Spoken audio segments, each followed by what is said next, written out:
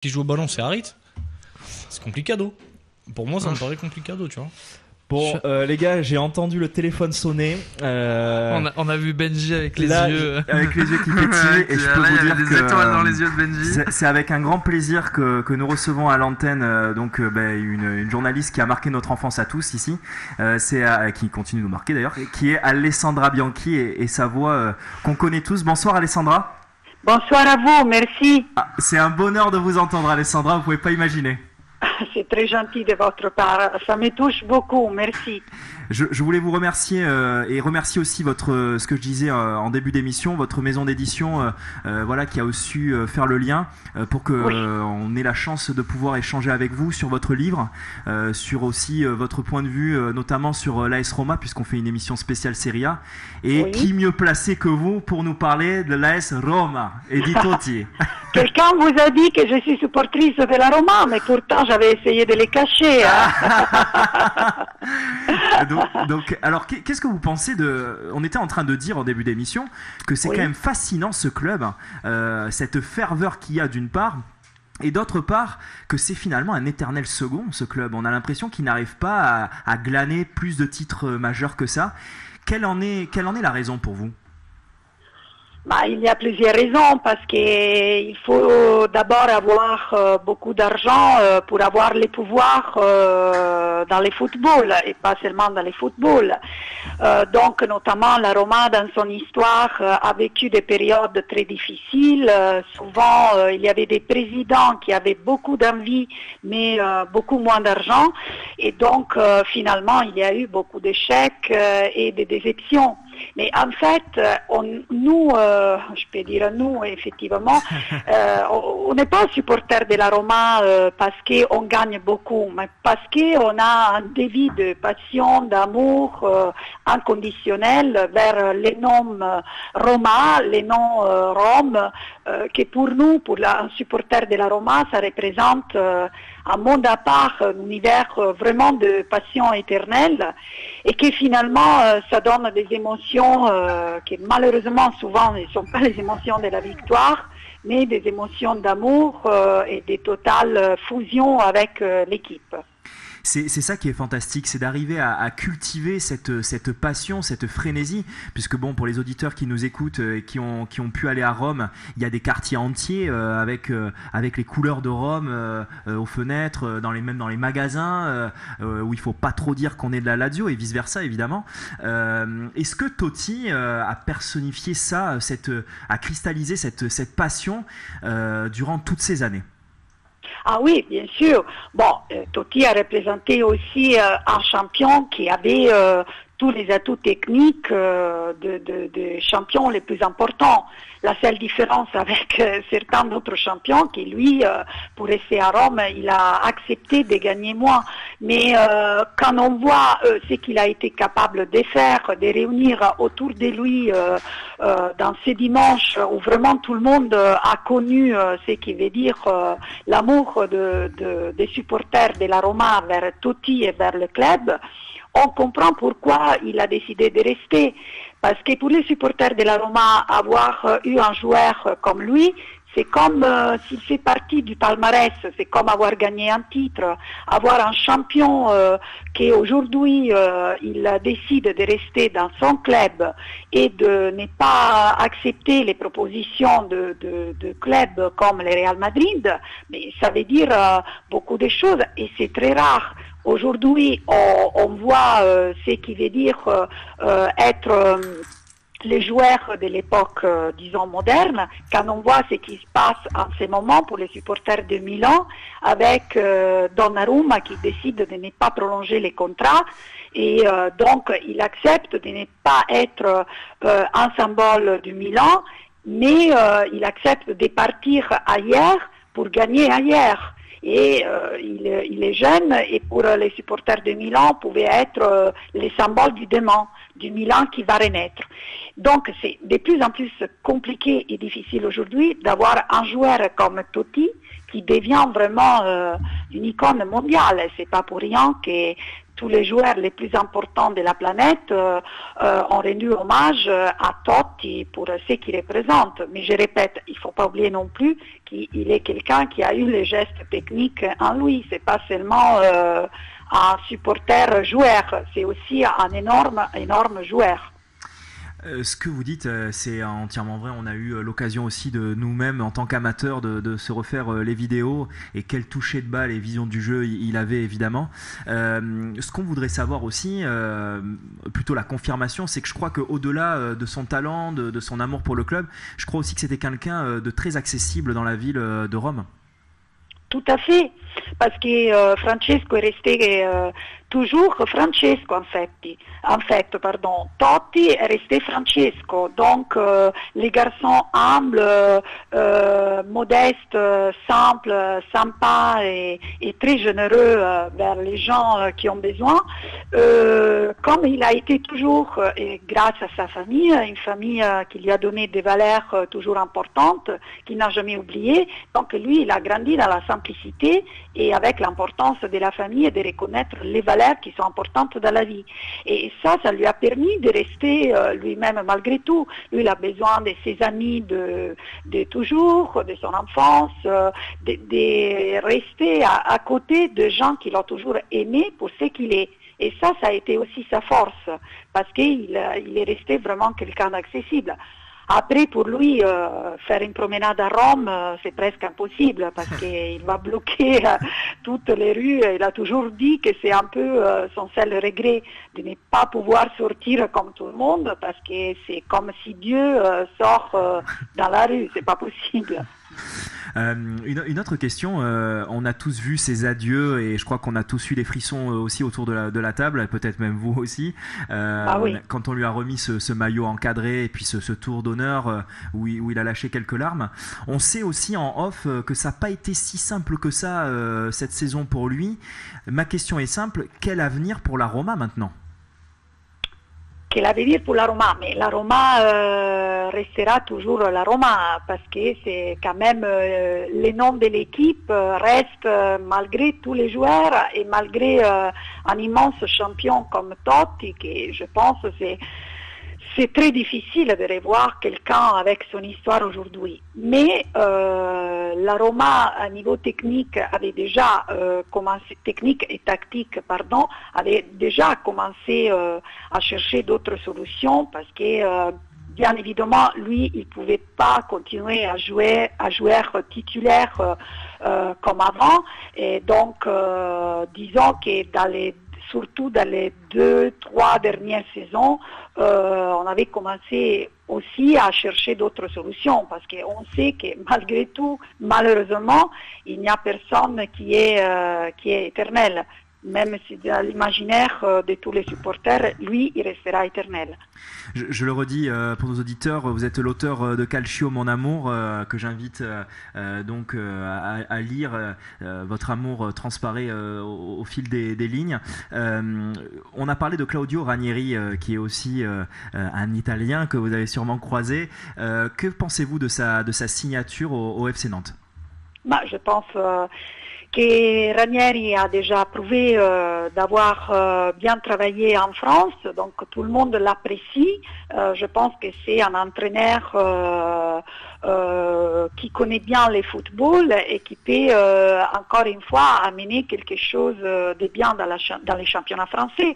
Il est capable de bien jouer le jeu, même à niveau humain. Donc je pense qu'il va dans un club qui a besoin de beaucoup d'amour et qui peut faire progresser les choses, parce que je sais bien que Nantes a une tradition très importante dans les championnats français.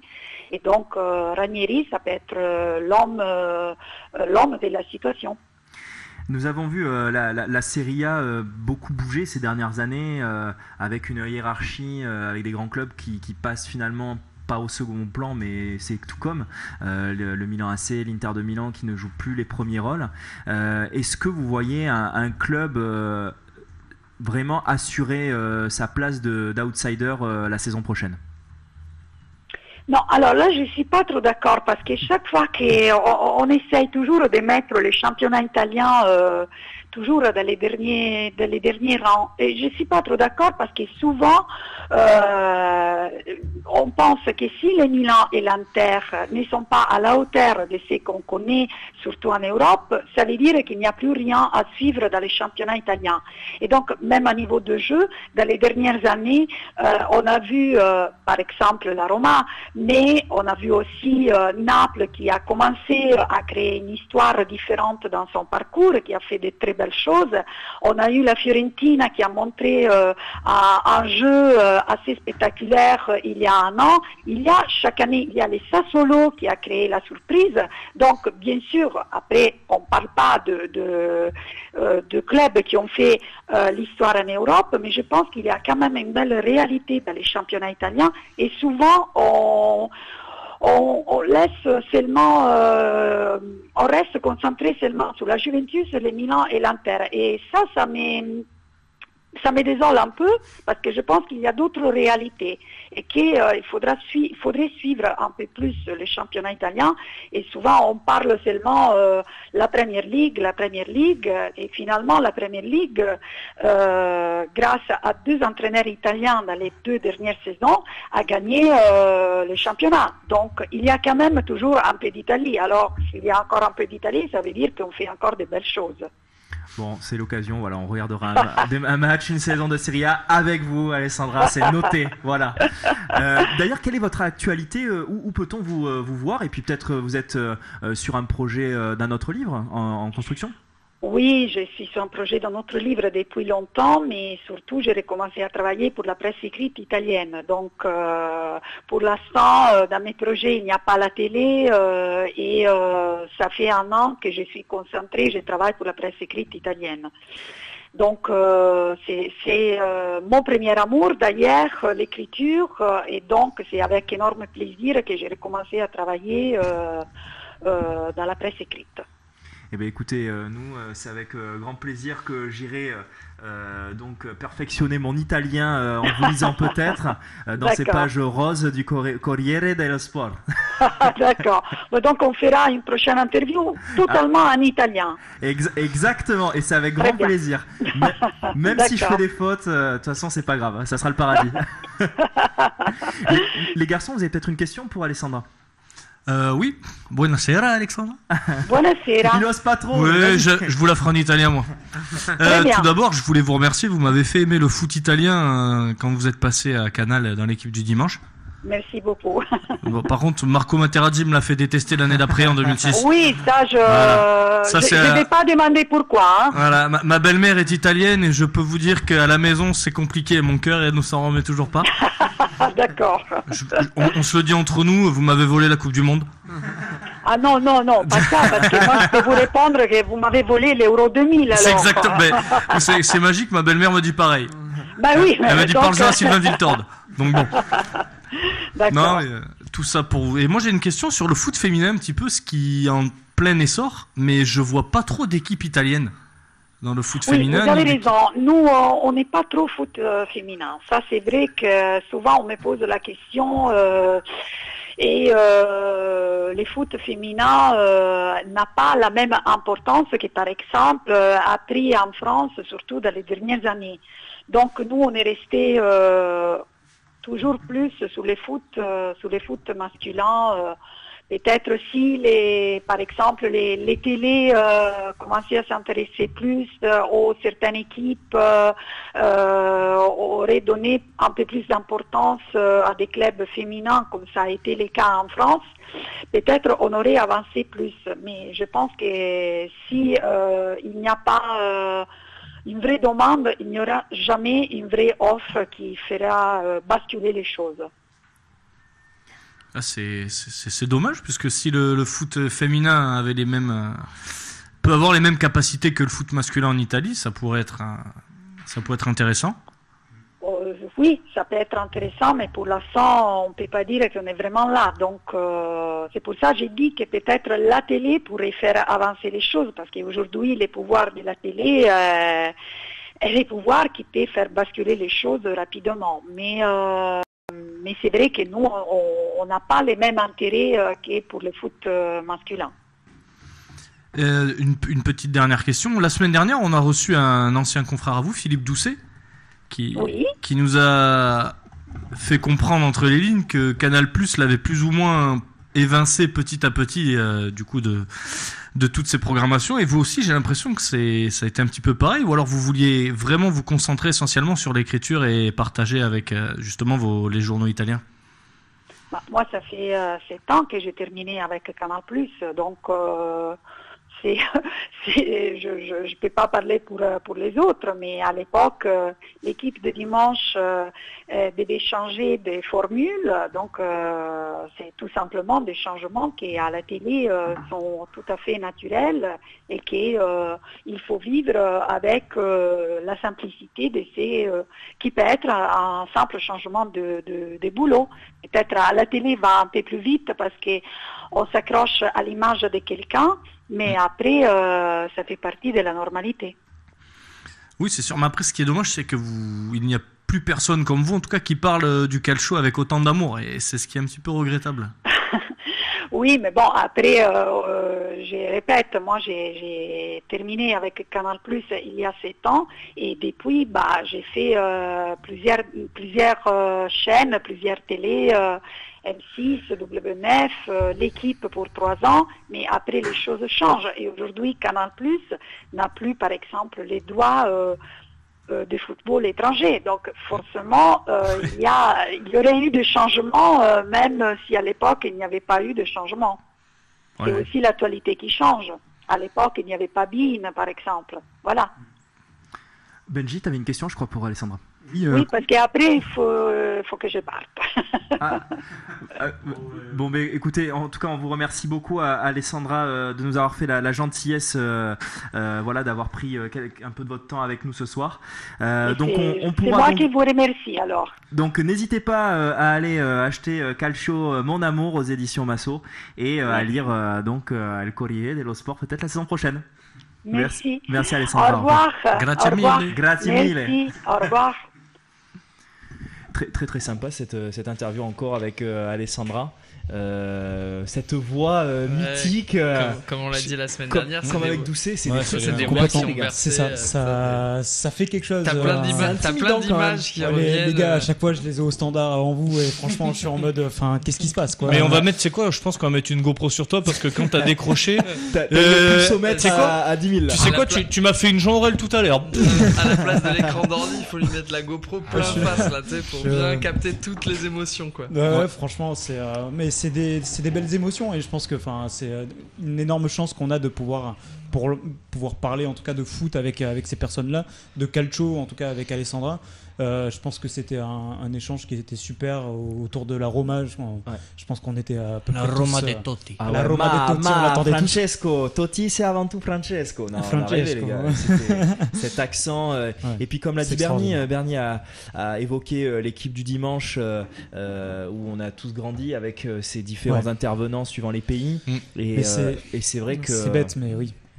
Voilà, quand on entend ces voix, c'est un petit peu comme si on entendait la famille, puisque ces gens-là sont. Et surtout qu'à l'époque, il n'y avait que Canal. Il n'y avait que Canal qui parlait du foot européen. Finalement, on est tous des enfants de Zinedine Zidane, et Zinedine Zidane, on voyait des images que dans l'équipe du dimanche, et donc Alessandra Bianchi qui nous présentait le calcio.